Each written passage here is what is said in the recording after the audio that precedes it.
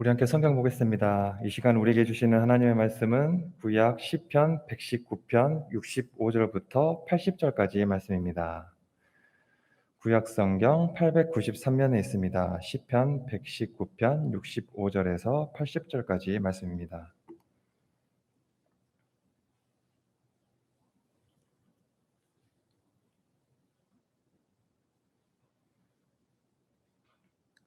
그럼 오늘 본문 시편 119편 65절에서 80절까지 말씀을 이제 제가 봉독해 드리겠습니다. 하나님의 말씀을 경청하십시오. 여호와여, 주의 말씀대로 주의 종을 선대하셨나이다. 내가 주의 계명들을 믿었사오니 좋은 명철과 지식을 내게 가르치소서. 고난 당하기 전에는 내가 그릇 행하였더니 이제는 주의 말씀을 지키나이다. 주는 선하사 선을 행하시오니 주의 율례들로 나를 가르치소서. 교만한 자들이 거짓을 지어 나를 치려하였사오나 나는 전심으로 주의 법도들을 지키리이다. 그들의 마음은 살쪄서 기름덩이 같으나 나는 주의 법을 즐거워하나이다. 고난당한 것이 내게 유익이라. 이로 말미암아 내가 주의 율례들을 배우게 되었나이다. 주의 입의 법이 내게는 천천 금은보다 좋으니이다. 주의 손이 나를 만들고 세우셨사오니 내가 깨달아 주의 계명들을 배우게 하소서. 주를 경외하는 자들이 나를 보고 기뻐하는 것은 내가 주의 말씀을 바라는 까닭이니이다.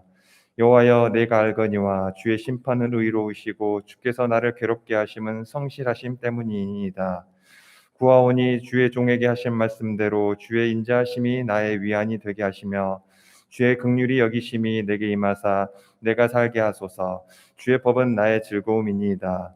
교만한 자들이 거짓으로 나를 엎드러뜨렸으니 그들이 수치를 당하게 하소서. 나는 주의 법도들을 작은 소리로 읊조리리이다. 주를 경외하는 자들이 내게 돌아오게 하소서. 그리하시면 그들이 주의 증거들을 알리이다. 내 마음으로 주의 율례들을 완전하게 하사 내가 수치를 당하지 아니하게 하소서. 아멘. 우리 이 시간 가운데도 우리 주일 가운데 이렇게 함께 말씀 나누게 되어서 참 기쁘게 여깁니다. 우리 이 시간에는 우리 잘 아시다시피 청년부 주일 예배 함께 연합해서 예배를 드리고 있는데 우리 집에서 이제 우리 청년들은 이제 대부분 온라인으로 예배 드리고 있을 텐데, 얘들아 잘 지내니? 보고 싶다. 자, 우리와 함께 말씀 나누고자 하는데요. 우리 오늘 시편 119편의 말씀입니다. 여러분께서 오늘 우리 읽은 본문도 사실 좀 길었지만요. 오늘 그 시편 119편을 보면 한 몇 장을 넘기셔야 될 겁니다. 좀 큰 글씨를 성경을 가지고 계시는 분들은 장수를 더 많이 넘겨야 되실 수도 있을 것 같아요. 그만큼 아주 긴 전류를 가지고 있는 그러한 장입니다. 무려 마지막 절 봐보십시오. 176절이나 됩니다. 이렇게 절이 긴 것처럼 시편 119편은 아주 특별한 장이라고 우리가 볼 수 있습니다. 성경에서 가장 긴 장이죠. 왜 이렇게 장을 길게 해 놓았을까요? 이것을 그냥 중간에 한번 끊어서 이렇게 장을 바꿔서 갈 수도 있었을 텐데 왜 그랬을까요?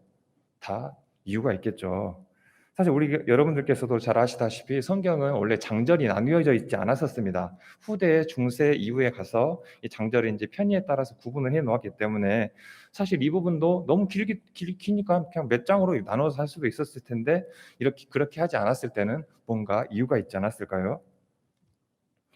시편 119편은 아주 정밀하게 구조적으로 이렇게 되어 있는 그러한 긴 시입니다. 이게 어떻게 구성되어 있냐면요. 약간 독특해요. 우리나라도 한글 보면 자음과 모음이 있죠. 뭐 기역, 니은, 디귿, 리을, 아야, 어여, 오요 뭐 이렇게 나가는 우리나라의 그런 한글이 있습니다. 자음과 모음이 있죠. 영어에도 이런 게 있습니다. 뭐 A, B, C, D 이게 쭉 있죠. 또 우리가 최근에 우리 코로나 때문에 그 변이 때문에 우리가 알게 된 델타 바이러스 뭐 이런 것도 아시다시피 이 델타가 그리스어거든요. 알파, 베타, 감마, 델타. 그래서 뭐 혹자들은 이제 더 변이가 생기면 그 다음 글자인 입실론까지 되는 거냐, 입실론 바이러스, 변이 바이러스 이렇게 되는 거냐라고 이야기하는 사람들도 있던데요. 모든 언어는 이렇게 자기만의 고유한 알파벳을 가지고 있습니다. 자음, 모음 이런 것들을 흩어놓은 것들을 가지고 있죠. 우리가 잘 아시다시피 구약 성경은 히브리어로 기록되어 있습니다. 원어가 히브리어로 기록되어 있죠. 이 히브리어 역시도 이런 자음과 모음을 가지고 있는데요. 히브리어도 이렇게 알파벳을 가지고 있습니다. 총 22자입니다. 근데 이것을 정확히 이야기해 보면 그 점의 위치에 따라서 이 발음이 달라지기 때문에 그것까지 치면 23자라고 할 수도 있겠죠. 근데 대개 이제 22자라고 보고 있습니다. 알파벳 22자를 가지고 있는데 이 히브리어 자음 22개로 오늘 시편 119편이 이루어져 있는 겁니다. 다시 말해서 이렇게 되는 거예요. 119편은 22연을 가지고 있는 시인 것입니다. 우리가 시 아시죠? 예전에 뭐 시집이나 이런 것들을 보시는 분들 계시면 이렇게 작게 이렇게 쭉 줄이 나와 있고 연이 달라지면 한 줄을 띄우고 이렇게 그 다음에 이어지고 이렇게 되어 있는데 이렇게 22연, 총 22연의 시의 형식으로 되어 있는 것이 시편 119편이라는 것이죠.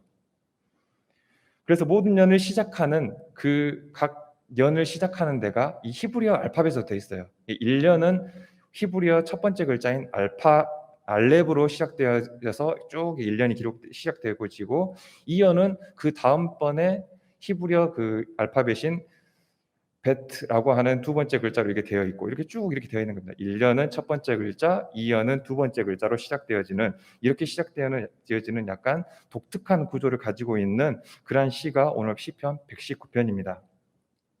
그러니까 히브리 알파벳 순서대로 첫 자를 시작을 해서 각연이 구성되어 있다는 것이죠. 그래서 이것을 우리 잘 들어보지도 못한 그런 말로는 이것이 답관체 형식이다라고도 이야기합니다. 그러니까 예를 들면 1절부터 8절 각 연이 8절로 되어 있습니다. 8절로 구성되어 있으니까 1절부터 8절은 히브리어 첫 번째 알파벳인 알렙이라고 하는 글자로 시작이 되고 그 다음부터 9절부터 16절 이렇게 되는 것은 첫 번째 글자가 그 두 번째 히브리어 알파벳인 베트로 시작되는 그렇게 되는 겁니다. 그렇게 해서 각자 알파벳 순으로 정밀하게 구성되어 있다는 말씀입니다. 그래서 이제 이 총 히브리어 이 자음이 22개 알파벳으로 되어 있으니까 그 연이 각각 8개 행으로 구성되어 있습니다. 그래서 22 곱하기 8 곱하기 8 하면 여러분들 암산 잘 하시죠? 몇이 나옵니까? 176이 나오죠. 그렇게 해서 우리 오늘 본문의 시편 119편이 176절로 구성되어 있는 겁니다. 그리고 이제 이 시편 119편은요, 하나의 메시지를 전하고 있거든요. 그게 뭐냐면 하나님의 말씀, 하나님의 율법을 찬양하는 이야기로 시편 119편 전체가 가득 채워져 있습니다. 그래서 이걸 여러분들께서 처음부터 끝까지 길지만 이것을 읽어보시면 아시겠지만 모든 절에 무슨 하나님의 말씀이요, 뭐 법도요, 증거, 계명, 율례 뭐 이런 내용들이 계속해서 반복되는 그런 것들을 여러분들이 발견하실 수 있을 겁니다. 그래서 이 시편 119편은 그런 의미로 해서 알파벳 시편이라고 부르기도 하죠. 그래서 성경에서 가장 크고 하나의 메시지를 아주 정밀하게 구조적으로 전하고 있는 그런 놀라운 문학 작품이다라고 우리가 시편 119편을 볼 수 있을 겁니다. 이제 제가 이때까지 설명드린 이 시편 119편의 말씀의 일부를 우리가 조금 살펴보면 되는데요. 우리가 여러분들께서 이제 곱하기 나누기 해보시면 아시겠지만 오늘 연은 9년과 10년 부분이 해당되는 곳입니다. 그러니까 8절씩 여러분들이 나눠보시면 이렇게 아시게 될 겁니다. 그래서 구연이라고 하면 히브리어의 글자인 테트라고 하는 알파벳이 있는데요. 그것이 65절부터 시작해서 72절까지 되는 것이고 10번째 글자인 히브리어 요드로 시작되는 10년으로 시작되는 것이 73절에서 80절 이렇게 해서 우리가 오늘 읽은 본문이 그렇게 구성되어 있는 것입니다. 그런데 오늘 본문의 내용들을 여러분들이 보시면 아시겠지만 고난에 대한 어떤 판단력, 고난에 대한 명철과 지식에 관한 내용으로 오늘 본문이 구성되어 있습니다. 오늘 본문 66절을 보면요. 하나님께 시인이 기도하면서 이렇게 이야기합니다. 주님, 명철과 지식을 내게 가르치소서라고 이야기하고 있습니다. 명철과 지식. 우리가 지식은 알겠지만 명철, 우리 기도하시는 권사님께서도 명철에 관하여서 기도 내용에 들어가 있었는데 명철을 여러분들이 무슨 뜻이라고 생각하십니까? 명철이라고 하는 게 어떤 지혜, 어떤 지식 이런 부분하고 관련돼 있다라고 막연하게 생각할 수 있을 텐데 명철이라고 하는 말이 좀 저도 좀 생각할 때 어려웠습니다. 그래서 이것을 다른 번역본에서는 뭐라고 이야기하고 있나라고 찾아봤더니 제가 가장 좋아하는 성경인 공동번역 성경과 새번역 성경 두 가지를 제가 살펴보았는데 세번역 성경에는 통찰력이라고 되어 있습니다. 명철이 통찰력이라고 되어 있고요.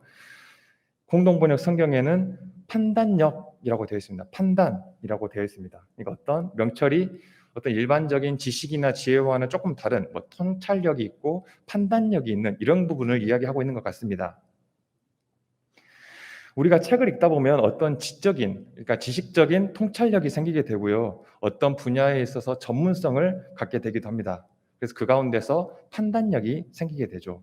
통찰력이 생기게 됩니다.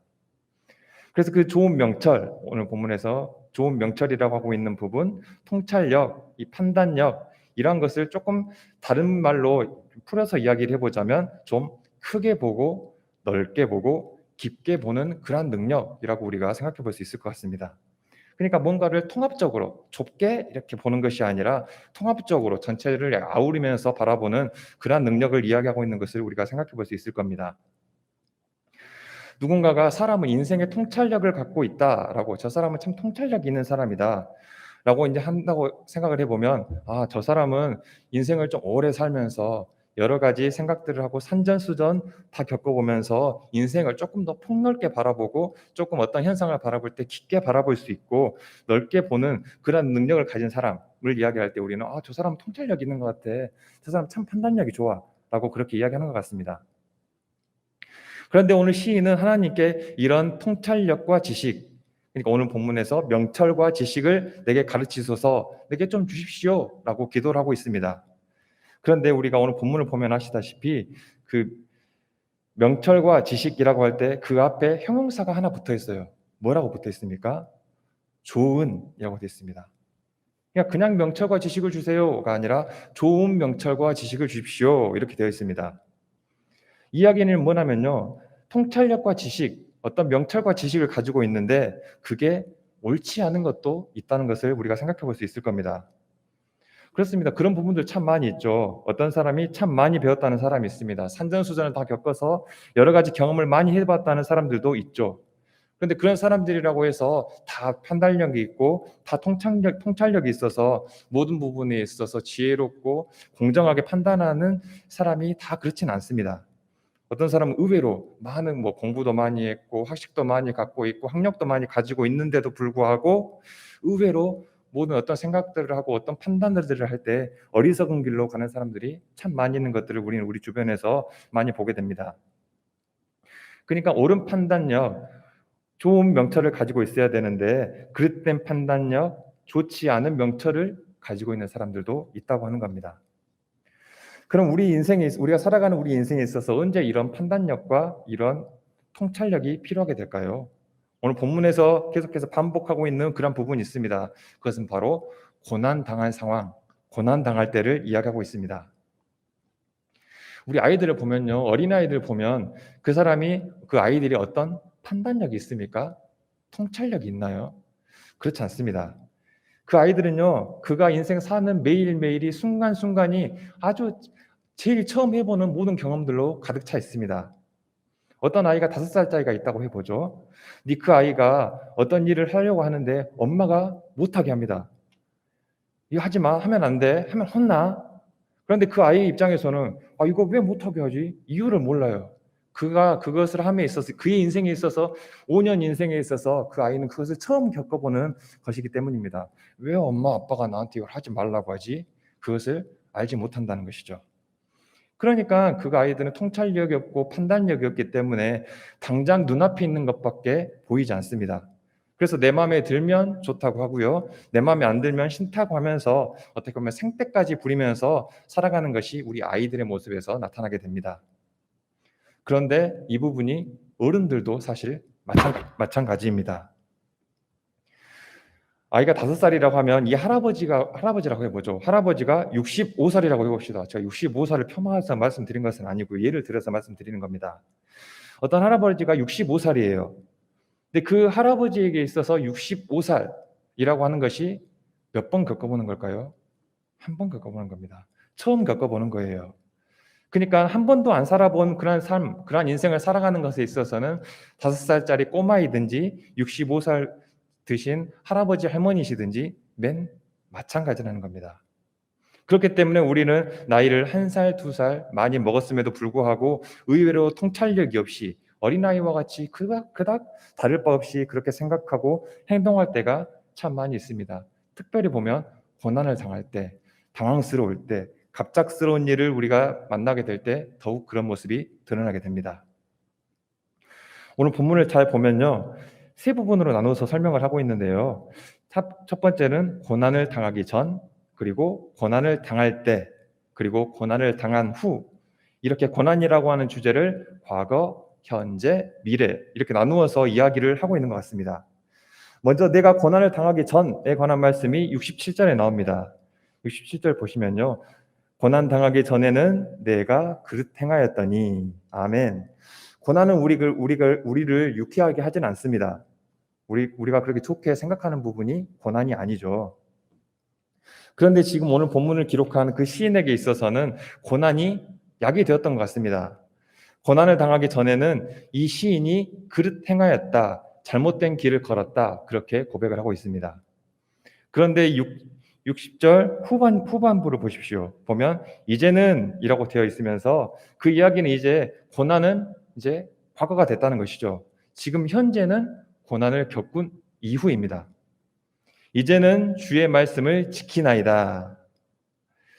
구약 성경을 보면요, 이스라엘 역사들이 쭉 기록되어 있습니다. 그런데 여러분들께서 그 이스라엘 역사의 패턴들을 보셔서 아시다시피 이스라엘 역사가 방금 우리가 읽은 그 본문과도 비슷합니다. 이스라엘 사람들은 고난의 역사를 계속해서 살았죠.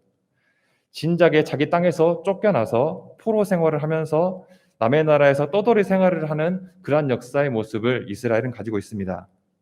그러면서 그들이 깨달은 것이 있었습니다. 그 깨달은 것이 무엇이냐면요, 바로 67절입니다. 고난 당하기 전에는 내가 그릇 행하였더니 이제는 주의 말씀을 지키나이다. 아멘. 우리가 정말 저 사람은 하나님의 사람이다, 하나님 말씀대로 사는 사람이다, 저 사람은 주의 길을 정도대로 걸어간다 라고 그렇게 칭송하는 그러한 사람 중에 여기에 해당되는 사람이 참 많이 있죠. 그래서 그걸 보면서 우리는 되게 간증이라고 합니다.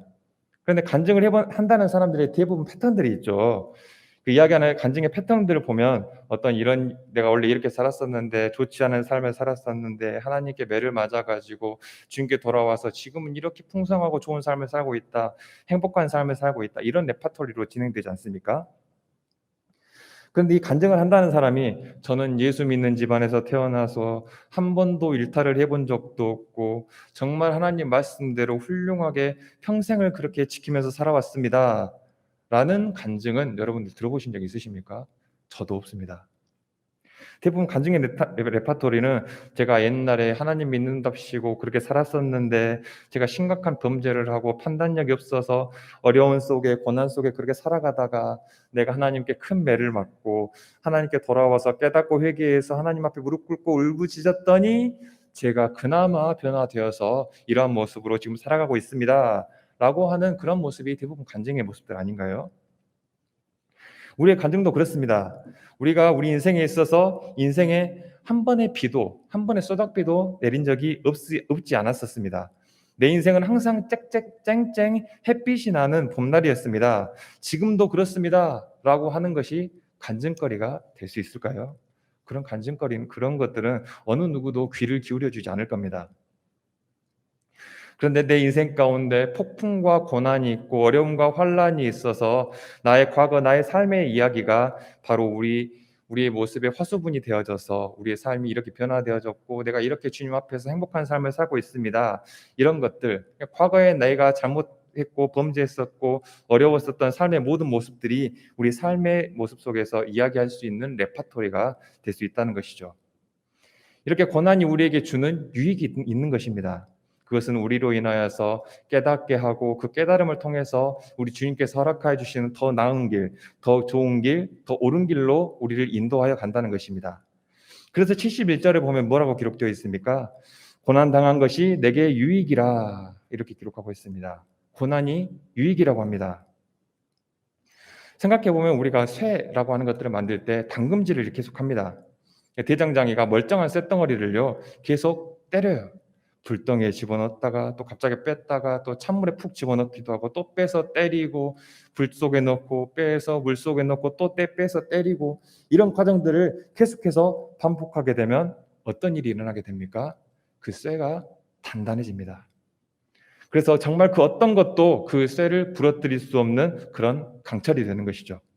그래서 옛날에 보면 우리 조상들께서 강철검 이런 것들을 만들 때 장군들의 칼을 만들 때 볼 때 정말 예리하고 어떤 정말 얇은데도 불구하고 절대 부러뜨리지 않는 그런 명검이 그런 데서 나오는 것이죠. 우리가 그런 것을 보고 담금질이라고 합니다. 그런데 우리 인생에도 이런 담금질이 필요합니다. 제가 책을 읽다 보니까 이런 좋은 글귀가 하나 있더라고요. 나는 넘어질 때마다 하나씩 줍는다. 넘어질 때마다 하나씩 줍는데요. 그러니까 우리가 인생 살아가다 보면 넘어질 때가 있습니다. 그래서 넘어질 때 그냥 넘어져서 엉엉 울고만 있지 않겠다는 것이죠. 그래서 우리가 넘어져야만이 비로소 그 가운데 보이는 것이 있다는 것입니다. 넘어지기 전에는 안 보여요. 내가 얼마나 부족한지, 내 주변에 있었던 사람들이 얼마나 소중한 사람이었었는지, 그 가운데 하나님의 은혜가 내 인생 가운데 얼마나 컸었는지, 그게 내 인생이 승승장구할 때는 절대 보이지 않습니다. 잘 보이지 않아요. 사실 우리가 보는 시점에 따라서 바뀌는 것들이 참 많이 있습니다. 달라지는 것들이 많이 있죠. 그래서 되게 이러한 부분들을 부정적으로 이야기하면서 자리가 바뀌면 보이는 풍경이 달라진다라고 이야기합니다.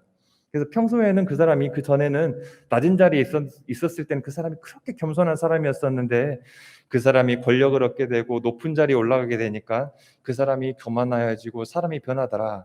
그런 말을 할 때 방금 제가 말씀드린 그런 문장들을 사용하기도 합니다. 그래서 이게 자리가 달라지면 보이는 게 달라진다라는 이야기를 하는데요. 이게 사실 거꾸로 이야기해 보면 우리가 멀쩡했을 때는 전혀 보이지 않았었습니다.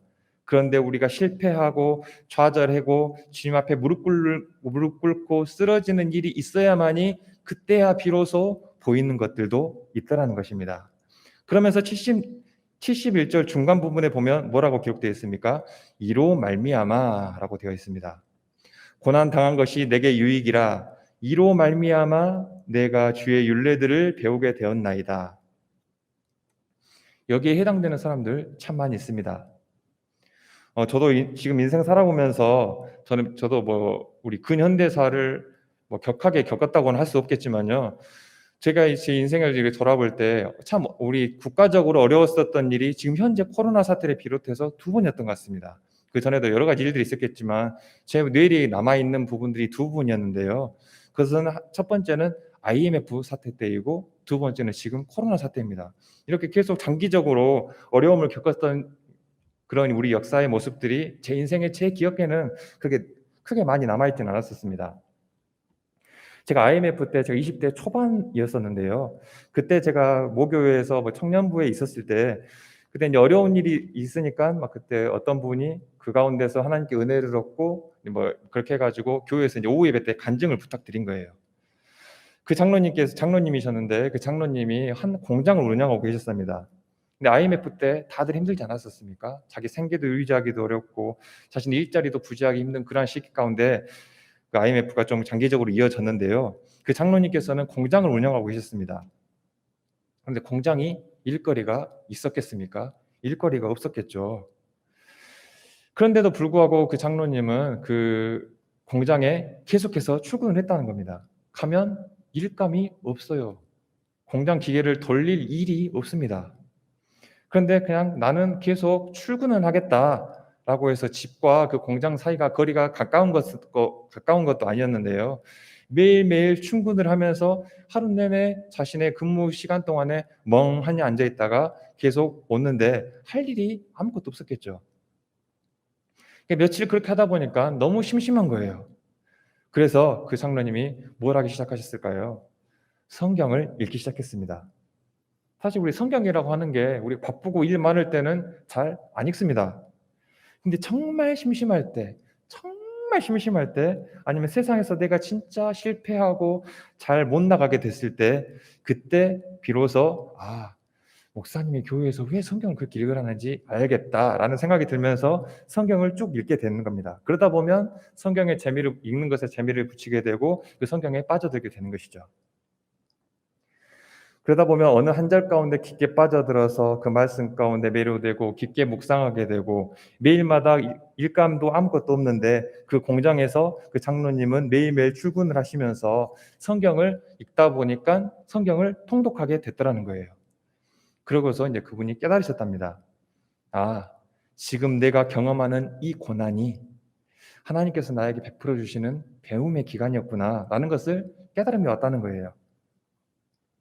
과연 그 가운데서 무엇을 깨달았을까요? 하나님의 뜻을 깨달았겠죠. 하나님의 뜻을 배웠을 것입니다. 인생을 더 크게 보고 넓게 보고 깊게 보는 오늘 본문에서 말하는 좋은 지식, 좋은 명철, 옳은 명철, 통찰력을 갖게 됐다는 것입니다. 대부분의 많은 사람들은 조급하게 생각하고요. 그래서 이거 얼마나 계속 이어질 수 있겠어라는 그런 두려움 가운데 폐업을 하기도 하고 하늘을 향해서 삿대질을 하면서 세상을 향해서 삿대질을 하면서 낙심하고 넘어질 때 그 장로님은 계속해서 꿋꿋하게 가게 문을 열었습니다.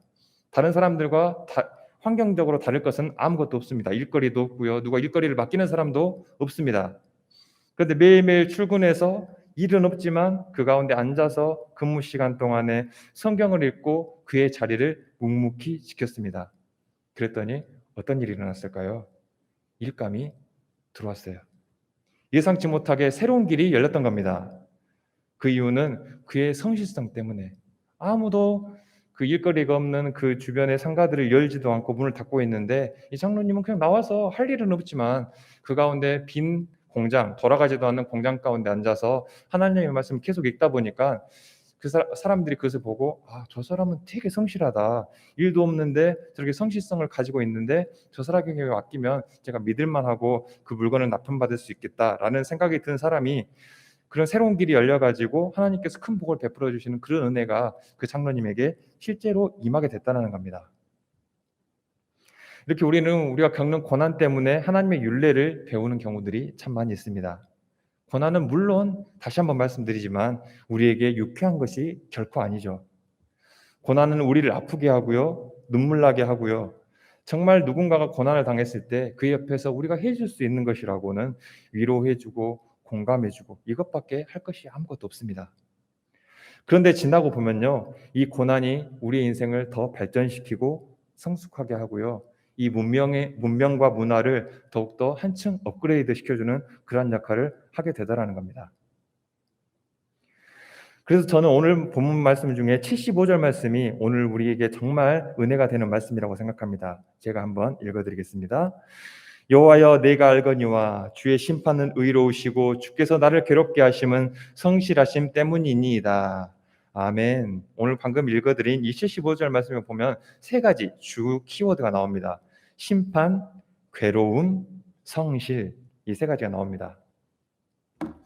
하나님께서 우리에게 고난을 주실 때는요, 어떤 심판을 하셨고 어떤 판단을 하셨기 때문에 그러셨다는 것이죠.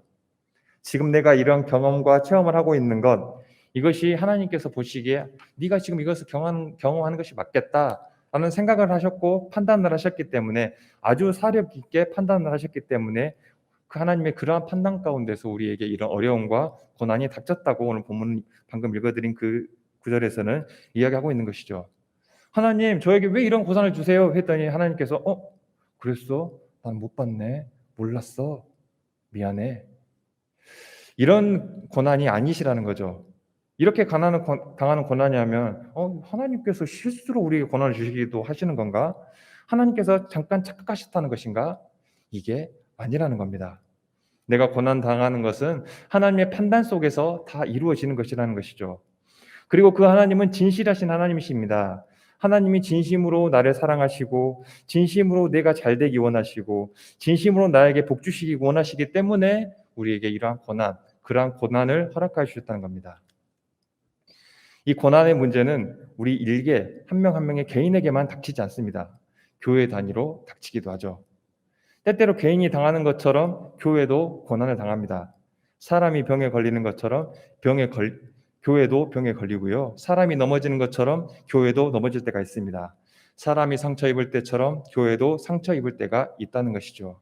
여러 가지 문제들로 인하여서 교회가 고난을 당하고 세상으로부터 삿대질을 당하는 그런 고난을 당한 일도 물론 있다는 것입니다. 그러나 이것들은 다 주님께서 나 몰랐네. 미안해. 내가 그것까지 못 봤어. 라고 하는 것이 아니라 모든 것들이 다 하나님의 판단 속에서 이루어진다는 것입니다. 때로는 너무나 무서운 하나님께서 유기라고 하는 방식으로 그래, 너 그렇게 이때까지 살았잖아. 그래, 맘대로 한번 해봐라. 내가 가만히 있을게. 하다 보면 악의 길로 계속 가다 보면 결국에는 그 죄악 길로 빠져서 파탄에 치닫게 되지 않겠습니까? 그런 무시무시한 유기의 방식으로도 하나님께서 우리에게 임하신다는 것이죠. 왜 그럴까요? 왜 하나님께서는 과연 그렇게 판단했을까요? 우리를 그냥 좋게만 해주셨으면 됐을 텐데 왜 하나님께서는 그런 고난의 방법으로 우리를 다루고 가시는 걸까요? 그거는 모르겠습니다. 지금 우리는 전혀 알 길이 없습니다. 하지만 우리는 하나님은 우리가 잘 알고 있죠. 우리 하나님은 진실하신 하나님이시다. 우리 하나님은 우리 교회와 이 온 세상을 사랑하시는 하나님이시다. 그럼 얼만큼 사랑하시냐? 그래서 보여달라. 성경에 기록되어 있지 않느냐? 자기의 독생자를 보내서 죽일 만큼 우리를 사랑하신다. 그 사랑하심이 하나님의 사랑이라는 것을 성경에서는 계속 이야기하고 있습니다. 그렇기 때문에 하나님의 그 사랑의 진실함, 그것만은 우리가 잊지 않는다면 우리는 우리가 지금 당하고 있는 이 어려움과 고난을 왜 그런지 알지는 못합니다. 하지만 묵묵히 하나님께서 우리에게 주신 그 고난을 우리가 견디고 이기고 버텨나갈 수 있을 것입니다.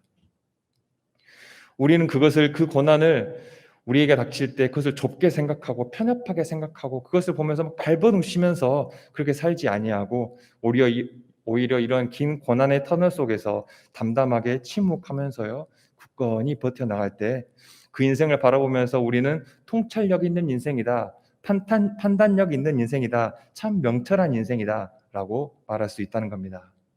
부디 우리가 하나님을 잘 알고 하나님의 사랑에 대한 깊은 통찰력을 우리 가져야 할 것입니다.